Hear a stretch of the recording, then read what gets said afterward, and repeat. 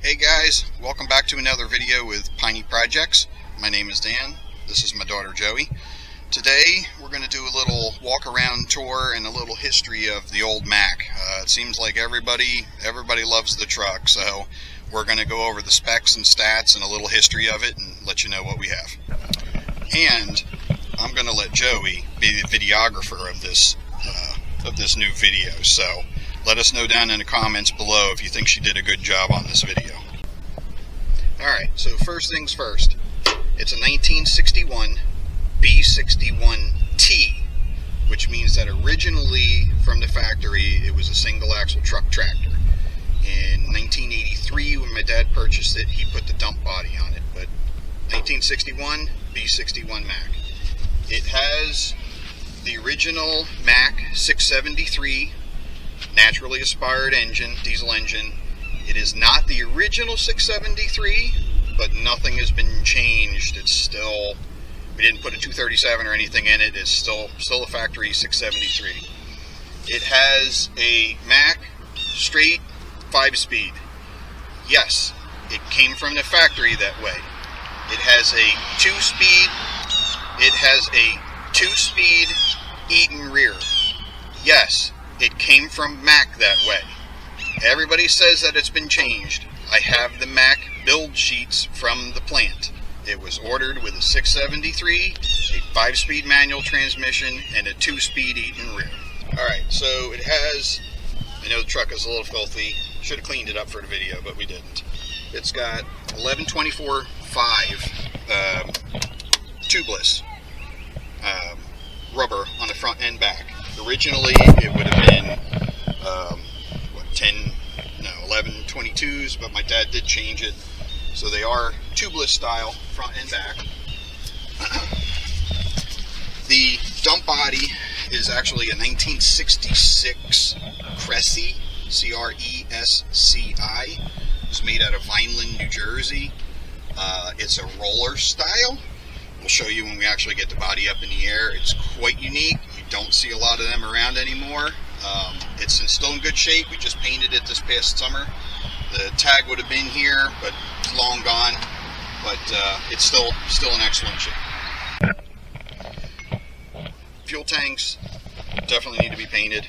That's on the short list of things to do this year. I want to get them painted up. The battery boxes were painted. Rims and wheels and all that, we painted those all up. I'm real happy with those. It has pintle style hook in the back. I really would like to put a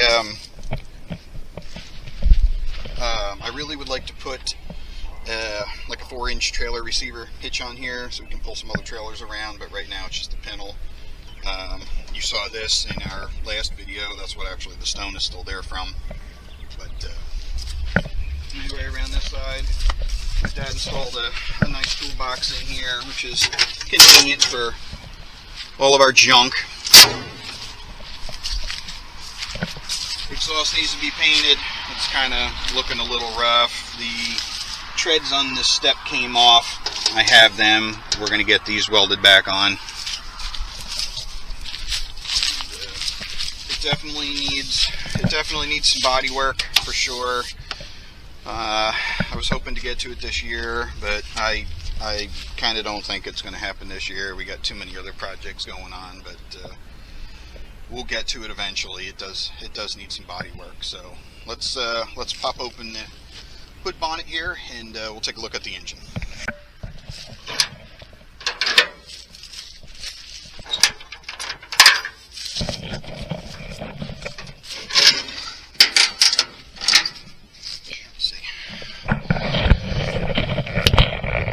She is.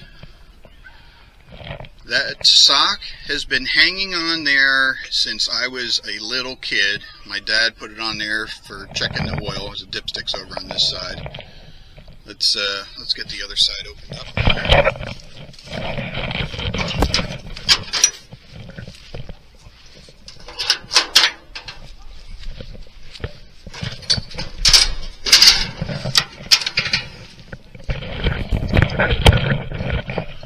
There she is. Still looking good. It was converted over to spin-on style oil filters, it would have had a big lubrifiner up here, which I still do have, but boy, these spin-on oil filters are very convenient. And it does still have the shutter stat for the front shutters. They're closed right now, but it still works like a charm. Alright, let's check out the inside here. So, the seat that Joe is sitting on, we just completely reupholstered in brown houndstooth this past winter. My wife actually did it. It came out absolutely fantastic. I couldn't be happier. The driver's seat is, yeah, so we were supposed to do it, and we ran out of time, and I needed to use the truck, so that's going to have to get done. Gauges, we actually replaced them. They're all new old stock. Unfortunately, the tack and the speedometer, both the cables are bad. So that's on the to-do list. They need to be changed out. But everything else does work in here. We do need to do new heater duct work. The heater works, but the duct work is bad. We've got brand new Mack floor mats in. Super happy with those. Actually, this guy here, that's where we got them from. You need anything B model related, that's your go-to guy. But anyway, we've got the 5-speed, 2-speed splitter, which that's Joe's favorite thing to operate when we're driving, is to flip it into high range. We've got, you're not going to be able to see, but the PTO is underneath the seat, and the dump lever and everything is on the outside of the truck, which is a challenge. You can't spread stone with this truck unless you have somebody racing along outside of you to lift the body. But anyway, let's get it fired up, and I'll let you listen to the sounds of a good Mack 673. Alright, let's get it started up. Oh, by the way, I'm not a big guy by any means, and the steering wheel is rubbing on my stomach. So these trucks were not built for big guys, unless they modified the seat up somehow. But anyway, so push the stop in, push the start button.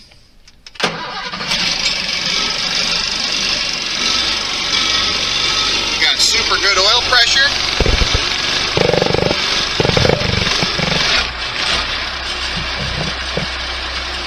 Alright, let's head outside and we'll check the engine out in the compartment.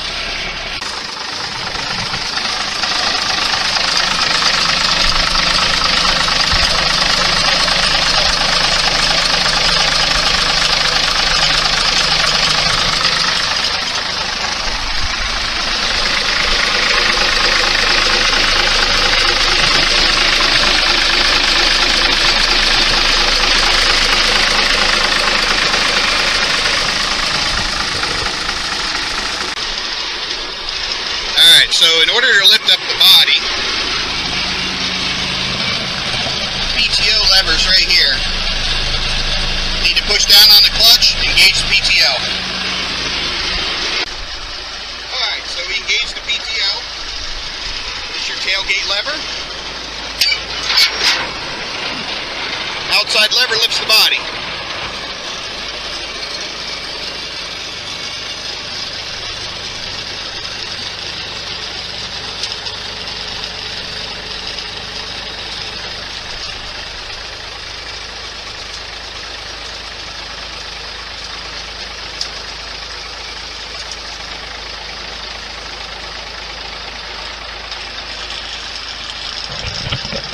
Alright, so like I was explaining previously, it's a roller style.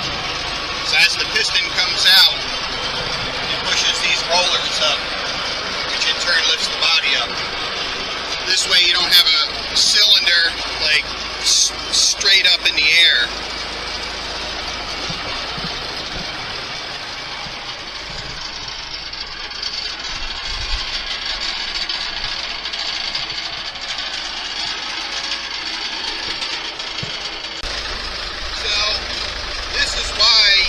Really spread with this truck, because the raising and lower is done out here. It's not from inside the cab, so unless you have somebody racing alongside you to lower and raise the body, you just can't spread. This is kind of a dump and go style truck.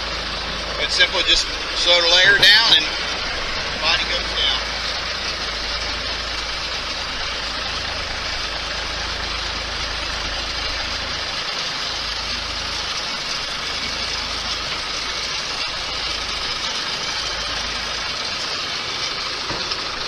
Latch up the tailgate.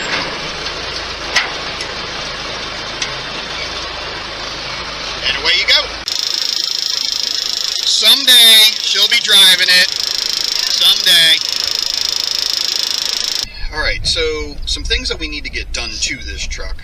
They're obviously not all going to happen this year, but it's the list of things that need to get done. The hydraulic pump is leaking semi-decently. That really needs to get resealed. The lift cylinder needs to be repacked. That's leaking a bit. We need to get the heater ductwork and all of that redone inside so we can actually have a functioning heater. A little bit of interior, needs a headliner. There's no headliner in there at all. Driver seats needs to get redone. And then bodywork and paint. This thing has been painted half a dozen times. It all has Imron, heavy duty Imron paint, so when it flakes off, it's flaking off like 1/8 inch thick. So a lot of body work, a lot of you know, taking every piece out and sanding it down and basically starting over. But that's about it. So it's mechanically in really, you know, great shape. You've seen it in a few videos leading up to this. I really have no complaints. It's been a fantastic truck and continues to be a fantastic truck. We just cosmetically want to clean it up and make it look good. So, alright guys, I hope you enjoyed Joey's video work. We're going to jump ahead to Future Dan, and Future Dan is going to tell you some history of this truck, where my dad got it, and actually previous to my dad, and what we've done to it since we've got it and when we got it, if all of that made sense. So if you like this part of the video so far, give us a big thumbs up. Let us know down below that Joe did a fantastic job with the camera, and stay tuned. We're going to go to Future Dan. Hey guys, this is Future Dan coming back at you. So I mentioned when we finished up the last part of the video that we were going to do a little history, slideshow history of this truck. So let's get started. Okay, so this truck was purchased in January 27th, 1961 by Superior Carriers, which was a tanking company out of Kenville, New Jersey. Now, this is what the truck would have looked like. This isn't the exact truck, no, but Superior Carriers restored one to look like their original B model Macks that they had. So our truck would have looked like this back in the day, in 1961 when it was purchased. Somewhere through the years, Superior Carrier ended up selling it, and Ford New Holland dealership in Freehold, New Jersey purchased it, repainted it white, and it was used to haul tractors from New Holland, Pennsylvania to Freehold, New Jersey. Now, this picture here is when the day my dad actually brought it home, and he wanted to turn it into a dump truck. So put it in the shop, started sanding her down, cleaning it up. The white was just hideous. He wanted to repaint it green, so there he is there working on it. At the time he had a 1966 Dodge, had some mechanical problems, but the dump body on it was fantastic, and that's the 1966 Cressy body that he put on it. There it is there, just shortly after coming out of the shop, after it got its paint and body installed on it.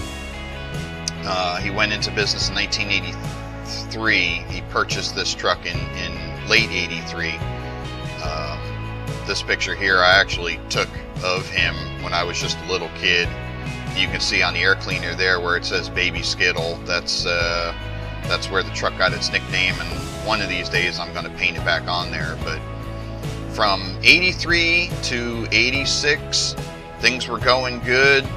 He started up the construction company, or excavating company, and was getting equipment and putting the truck to work, and Everything was good. There he is there with my sister after he bought the dozer. But then 1986, he was in a pretty serious accident. This school bus here ran this stop sign right out in front of him. At the time, he was pulling the Miller tag trailer and a friend's John Deere backhoe, and he drove off the road, so he didn't hit the school bus, went right through that telephone pole. The backhoe came loose off the trailer, and you can see there it actually held the rest of the telephone pole up in the air to keep all the lines up off the road and keep everybody from getting electrocuted. But the Mack sustained some serious damage. Photo there really doesn't even show the amount of the damage because the cab had broke loose, the dump body had slammed into the back of it. It was pretty serious. He at that time really contemplated just getting rid of the truck and getting something to replace it, but everybody had convinced him to restore it and to fix it back up again. So he ultimately bought a parts B422 and proceeded to tear both down and to rebuild the old Mack. You can see here the floorboards all crinkled. It was pretty serious. He recruited the help of a friend, Mr. Joey Burrows. Joey, if you are watching this video by chance, please reach out to me. My dad couldn't say enough things about you and the work that you did. Here he is there, doing some body work on it. This is my dad's all-time favorite picture of him in this truck. He always said that him and this truck were old war horses. But they got it back together and got it running again. Did a nice little driveway paint job on it. Bring it back looking good. And it went back to work. From 1986 to literally 2008, he worked it. I mean, it was his main piece of equipment all those years in the excavating outfit. He also had a DM, which he used as well, but the B model took the brunt of it. But unfortunately, in 2008, on the way home from a job, he started suffering some mechanical failure, drove it home, and ultimately parked it. And 2008 was basically when the recession hit and the business just was struggling. So the truck got retired and got parked. In 2018, he called me up and said, listen, the truck is all yours. And he was in New Jersey. He's like, if you can get it down to Virginia, it's all yours. And I was like, oh yeah, I'll get it to Virginia. So the old farm that I used to work at, Dave Holmes, great upstanding guy, he trailered it down to me on Thanksgiving of 2018. Was one of the best gifts I ever got. So started doing some work on it. My dad kept telling me that it had some serious mechanical problems, and I was like, yeah, I'll get it running, it'll be good. But he was right. I initially thought it was some top end stuff. We pulled the head off and checked all that out. But it turns out, and that's not gold. That's the bottom of the sump pump or the sump strainer in the oil pan. It spun a connecting rod bearing, and you can see the carnage there. It was pretty serious. So I debated on rebuilding it, but unfortunately parts were just not available for it. I found an awesome gentleman by the name of Larry up in Ohio. Bought an engine that he had pulled out of his truck. Same thing, 673. So we went up to Ohio, picked it up, brought it home, and little by little started, chipping away at getting it installed. Here it is there. We pulled the old engine out. went up to Baltimore Clutch, got a brand new clutch assembly, fabricated an entire wiring harness in my living room. Thank you to my wife for allowing me to do that. And here we are painting the rims. We got some new tires, and there we are doing some frame painting, getting her cleaned up, looking good. Did some interior work. Painted the body. And my daughter and I are just loving this truck. We take it to car shows, and it is literally the talk of every show. It's just, we love it. We absolutely love this truck. We take it in parades with our business. There's a couple parade photos. I mean, we use it for work. Here we are unloading a load of mulch. But anyway, we love this truck. Anyway, I hope you guys really enjoyed this little tour down the memory lane with us. This truck isn't going anywhere. You can go ahead and bury me in this truck. It's you know, it's part of the family. So anyway, hope you guys enjoyed it. Thank you for, you know, tagging along with us on this journey.